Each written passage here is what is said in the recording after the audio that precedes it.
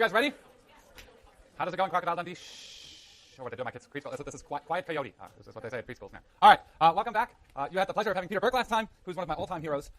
He rewrote the way we think about trees and fish.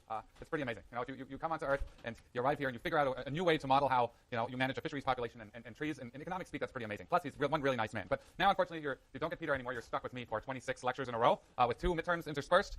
Everybody's in the class now, right? The class is full. We've shoved you into random discussion sections. This is not an issue because, as I said about 14 times last time, doesn't matter what section you're enrolled for. Just go to the one you like. All right. So if you're in, welcome. If you're on the wait list, don't send me 25 emails. Can I get in the class? If slots open up and you're number 1 on the wait list, you will be automatically added to the class. If the class is full, and I'm very sorry about that. All right. Questions before we hit this stuff hard?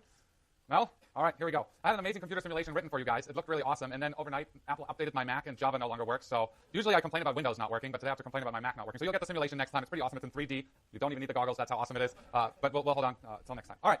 So the way this class works, too, is I have this amazing gadget here. It's the only Windows product I own because it's a tablet with a stylus attached to it. It has a cool commercial, too. I hate it for everything except for teaching. All right, so I use this for teaching because you can do stuff like this. Right? Which I think is pretty amazing. Oh, no. What are you doing? Oh, no. Hi. You're going to, yeah, okay, I'd have to autosave the past. That's very Windows. So now it's in the present. So the way this will work is when you watch the webcast of this lecture on YouTube. Do I need to say more? There are rumors of an iPad with a stylus. I can't wait. But the point here is you will be able to watch this drawn live on YouTube. So if A, you miss a lecture at the risk of missing a quiz and 3% of your grade, or if you didn't understand what I said the first time, which happens often, you can watch this stuff on YouTube and you can see me draw stuff live. The nice thing about that is the first couple of lectures, the stuff is easy. But when we get to income and substitution effects, you should hit the rewind 30-second thing about 40 times until you understand what Max did. All right? So I think that's, well, for one technological change, that's useful. Okay, so what did we do last time?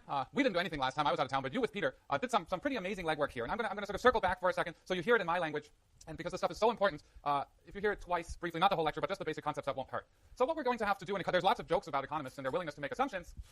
Some of them are proper jokes, some of them are somewhat, not to be told in front of toddlers. But the point here is we're going to have to make some assumptions about consumers in order to build up these models of behavior that we are after. You don't know you're after them yet, but I know you're after them, and you will understand them. So in order to explain how individuals make choices in the face of scarcity, we're going to have to assume that consumers have preferences that guide their choices, right? Preferences is just another way of saying tastes. Who here likes peanut butter? Who here likes Nutella better than peanut butter? Who here likes neither? Who here thinks there's gluten in Nutella? I'm joking. That last one was a joke, all right? But the first point here is if I ask you a whole bunch of questions like, who here would rather go to the Super Bowl in a Patriots jersey? Who here would rather go to the Super Bowl? I don't even know who they're playing.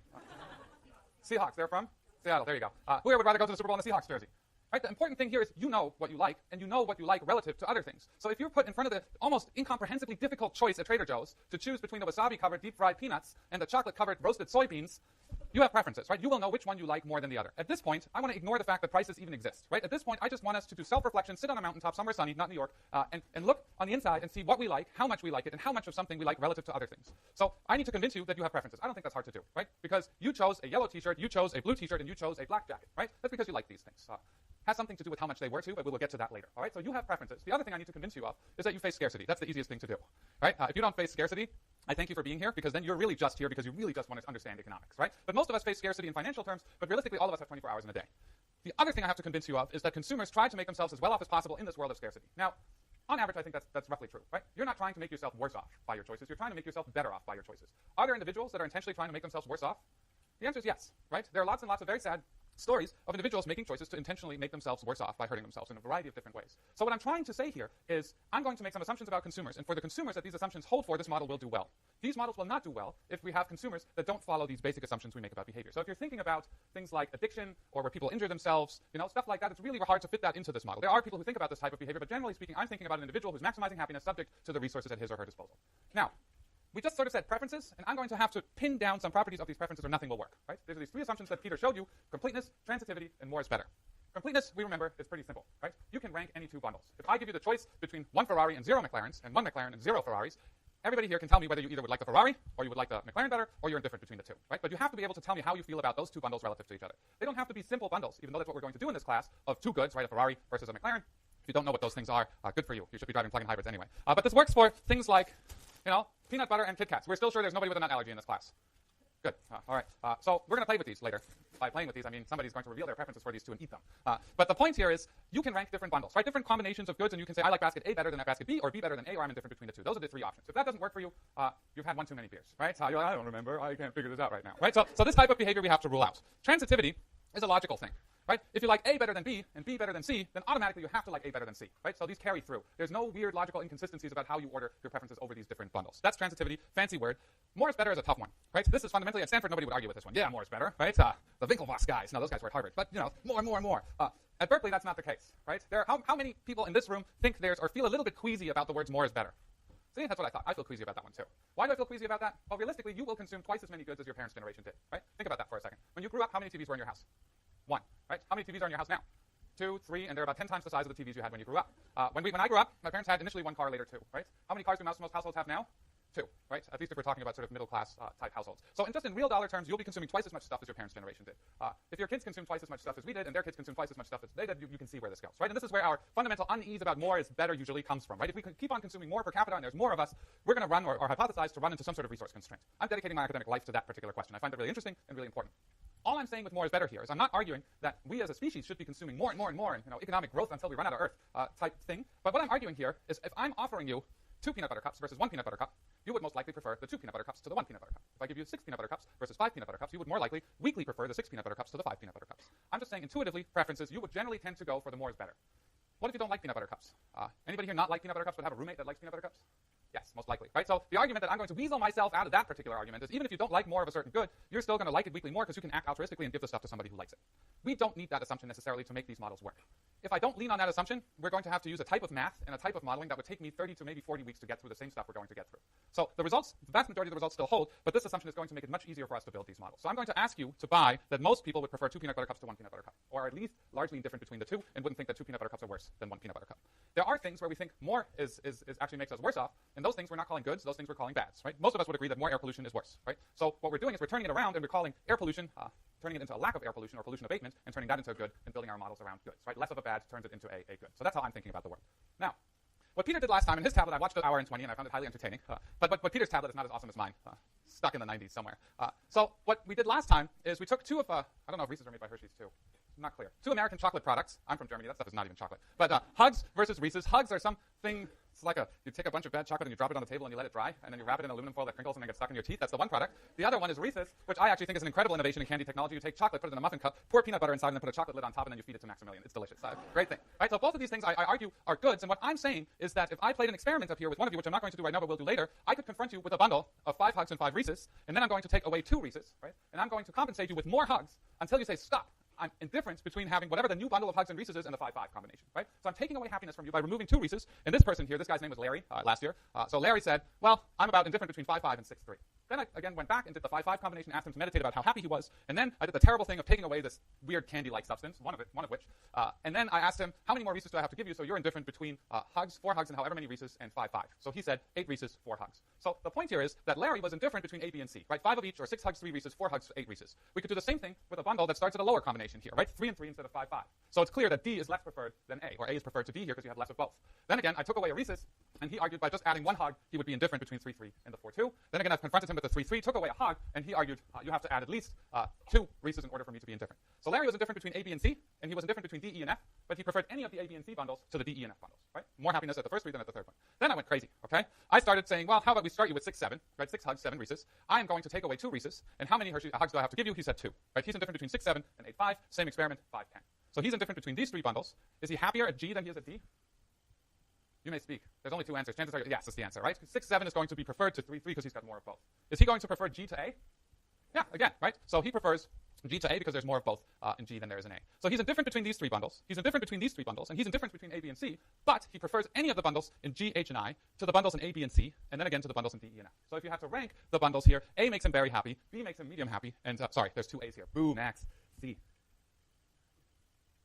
So that's a C right here, right? So A is preferred to B, which in turn is preferred to C.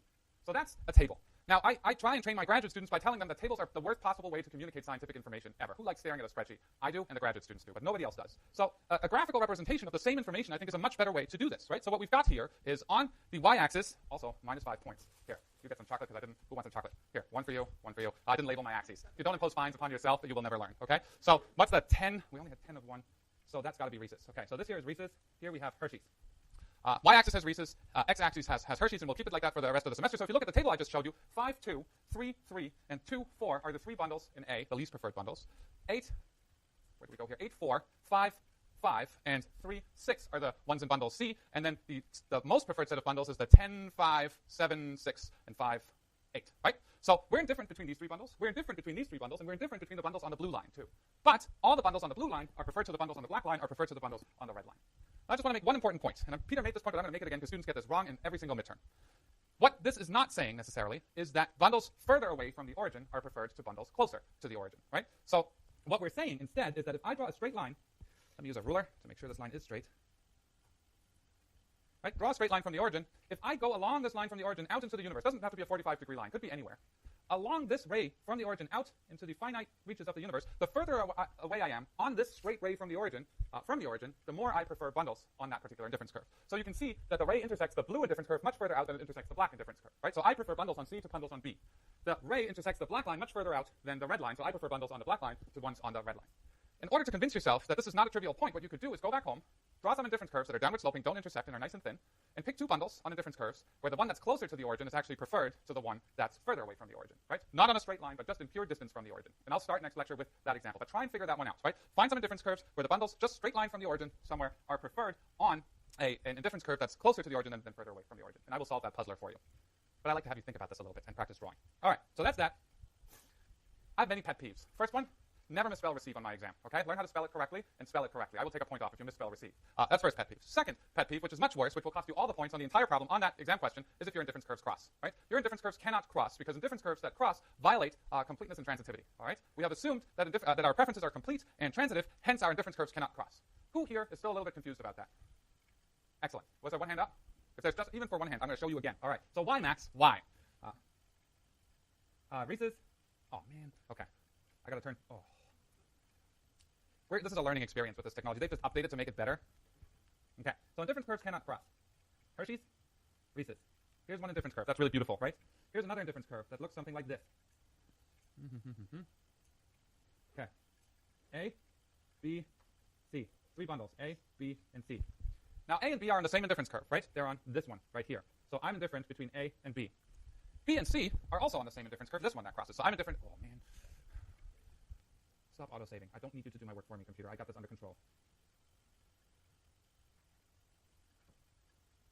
A, B, C. I'm indifferent between A and B because they're on the same indifference curve. I'm indifferent between B and C because they're on the same indifference curve. But do I have more of both goods at C than I have at A?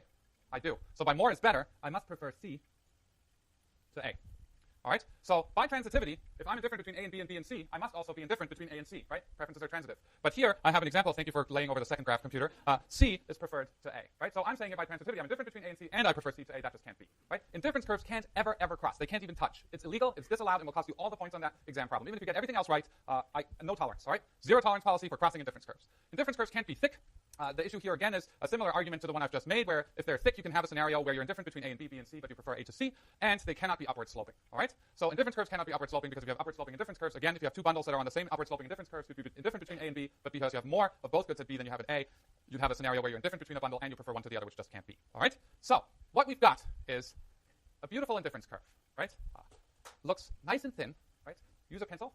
Sharpen it. I'm allowing you to bring a sharpener to the exam as long as you're not hiding secret notes in it or some transmitting device. All right. Sharpen your pencil and draw a nice indifference curve that's downward sloping and doesn't cross any other ones. Here. So this is a sharpened piece of chalk which I had engineered in mechanical engineering for just this lecture.